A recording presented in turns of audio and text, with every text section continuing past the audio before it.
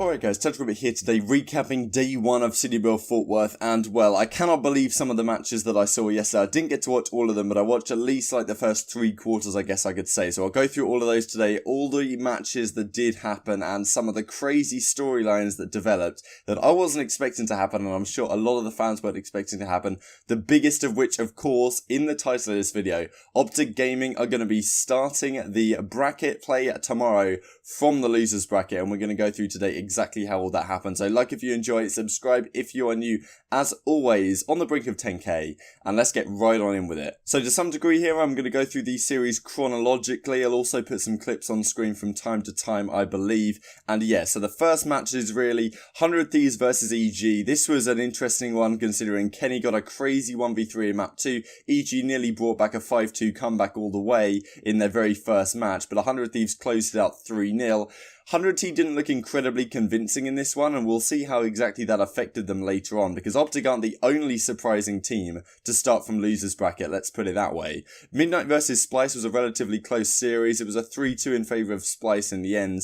These were the only 2 maps that Midnight won on the entire day. They were not looking good at all in their latter series, but here against Splice they came out relatively good. Splice closed it out though, and then Red E6 was just tragic for Red Reserve. They managed to throw this series away somehow. Kismet got a 1v2, which should never have happened in that game 5, and then Red just seemed to lose composure and managed to lose it, and I think around 11 or either around 10, something like that. Just horrible stuff, and I thought at this point it's just classic Red Reserve. Same old, like they're going to end up going to losers bracket, and well, I thought maybe at this point a change was on the cards, because I didn't really see them beating 100 Thieves at the time, but we'll see how that went in just a second here. So LG managed to beat EXG, a close series once again actually. Accelerate mopped LG in the fourth map, in the hard point. They were up like 230-30 at one point, pretty ridiculous. LG managed to close it out though. I think they made a 4-1 comeback, which was pretty impressive from them. Then we move on to the second set of games. Genji versus Heretics was a 3-2 in favour of Genji. This is the box score courtesy of my main man, Easy Mac. I'll leave all his links in the description box below as always, and I will be bringing up these box scores for a few of the key series. So then we have OpTic versus Reciprocity, and this was Rec's first series on LAN with Dylan CoD in the team, and he didn't play amazingly this series. He was very good, but he wasn't amazing because, you know, maybe you wouldn't expect his very first series on LAN him to start going off. But they get it done again. Reciprocity were the first team to beat OpTic in an online 2K, I believe. I think it was in the Pro Down. They were the first team to beat OpTic Gaming online. And also, of course, that United core of Zed, Wuskin, and Shawnee had some real success against OpTic Gaming last year at Anaheim and then at Stage 2 playoffs. And they get it done again here somehow. Pretty incredible. OpTic won map 1 relatively convincingly. And then map number 2, I think Crimsix fell off the map at one point in a really crucial round, which led to Reciprocity tying it up 1-1. Then OpTic Gaming were able to take the control, and you think, okay, they lose the surge, not the end of the world. OpTic will close this out, no problem at all. But Reciprocity won a really close map number 4, which I'll show you on screen probably right now. They managed to close that out, and then game 5 was actually relatively comfortable for Reciprocity, which is something that you wouldn't expect to say. Of course, OpTic Gaming's first ever Black Ops 4 series defeat on LAN comes at the hands of these guys. And yeah, the game 5, I think it was, you know, 5-2 at one point. They ended up closing out 6-4, something like that. And these are your end of series stats. Like, look at Crimsix and Dashi they absolutely went off this series. I think it was actually a 6-3 last map here, according to Easy Mac on that frequency, on that Arsenal Search and Destroy, sorry. Yeah, Dylan had 90 kills over the course of the series with 91 deaths. This is exactly what you want out of this guy. Like, absolutely flying around the map. And yeah, all of them went negative and still managed to win. OpTic Gaming somehow lose this series to Reciprocity, and this really put them on the back foot, especially when Aches and the guys of Envy were looking really solid on the other side of the stage. So, Envy 3-0 eUnited once again. This actually surprised me. I wasn't sure what to expect from Envy here, because of course, Assault and Apathy have been the ones kind of not performing to the level you'd expect from them so far here in Black Ops 4. And well, they went off yesterday. Apart from that, maybe that final series against Reciprocity, but we'll talk about that a little bit further down the line here. So, they 3-0'd eUnited in the league, and then they 3-0'd them again, and after this, especially given OpTic had just lost to Reciprocity, I was like, Jesus man, Paddy P is going to be coming for those cheeks, and well, we see how that worked out. UIU lost to Denial. I'm really impressed by Denial here, because I wasn't sure at the time whether UIU were just maybe struggling to adapt with Parzelion, or whether Denial were actually playing really, really well. Didn't get too much of an opportunity to watch the series, but Denial take it 3-1, or 3-2, sorry, and then Red Reserve beat 100 Thieves 3-1. 3-1. This actually really surprised me. I thought that Red Reserve, there's no way they're going to be able to recover easily from the tilt factor they had against E6, but they were frying. Rated was going off yesterday. I think he was the MVP of day one for sure on Red Reserve. He had some incredible maps. I think one map against Enigma 6 later on, he went 40-6. I think that might be EKIA, but still remarkable. So LG smoke Midnight pretty hard, Splice smoke EXG, kind of what you'd expect in that pool overall. And then Enigma 6 take down EG. I think this was a reverse sweep as well. EG are up 2-0 and just throw it away. Of course, they've got Attach on the team. He was looking relatively good, but yeah, I still don't think this team is good, and I think that was relatively clearly put on display right here. Just to look briefly back at this 100 Thieves versus Red Reserve match here, Kenny was really, really good for 100 Thieves, and Priest was relatively solid, but didn't have the best of series later on in the day when they played Enigma 6, and yeah, the guys on Red Reserve kind of, not exactly unbelievable stat lines, which is kind of a good sign for Red Reserve, or maybe a bad sign for 100 Thieves, depending on how you look at it. So then we had the E-Classico, OpTic Gaming versus NV, the first time this has happened on LAN in the Black Ops 4 season, and well, are you not entertained? So this is the box score for the match. I really couldn't believe what I was seeing at this point because it really reminded me of Champs EG versus OpTic when EG had to 3-0 OpTic Gaming to get out of groups. It's just classic Paddy P. I don't know how he does it. He went off this series as well, 89-73. The first two maps were just unbelievably convincing. Like, I was incredulous when I was watching, I'm not gonna lie. And then OpTic Gaming closed out really well in the control. They won a really important offensive round. They took it down. And then game number 4 came down to the wire. It looked like OpTic Gaming were going to close it out with pure momentum. But then NV started to make a little bit of a comeback. And OpTic at Vegas would 100% have closed this one out. They had a couple of close series at Vegas, or close maps at Vegas, did OpTic Gaming. But they always had the biggest clutch factor on the day. This time round, NV managed to win it. And I think maybe a slight misuse of Grav Slam from Karma. He maybe had a better opportunity to use it than when he was eventually forced to, because Assault got a massive 2-piece that he should never have got with the ICR at close range. That single-handedly won them the game pretty much, because it meant that the reinforcements could come in at perfect timing and trade out Karma when he was using that Grav Slam that he did to try and kill Assault, just because, you know, he had to get him out the hill because Envy were getting so close to winning. That was a map that OpTic Gaming would have won 100% of the time at Vegas, so maybe it's just some, you know, early game jitters back on LAN with Dashi, but still going 0-2, of course, is a very tough pool, very unexpected, but Assault really was playing World War II form in this series, just remarkable stuff from him, 91 kills over 4 maps, and despite Dashi's best efforts, OpTic Gaming could not get anything done right here, so it meant they fell to 0-2, and they really needed some things to go their way, and to beat eUnited if they were to get into the winners bracket at this time, so we'll go through the chronology in just a second here. So eUnited beat Rec, somewhat surprising, but Reciprocity really threw that game 5 away. Rec just loved going to game 5, man. They did it in every single series right here. This was big for OpTic Gaming though, because the fact that Reciprocity lost gave an opportunity for OpTic Gaming to qualify. UIU smoked Heretics. Now, a lot of people in the power rankings were gassing up Heretics pretty hard. I didn't personally put too much stock into them.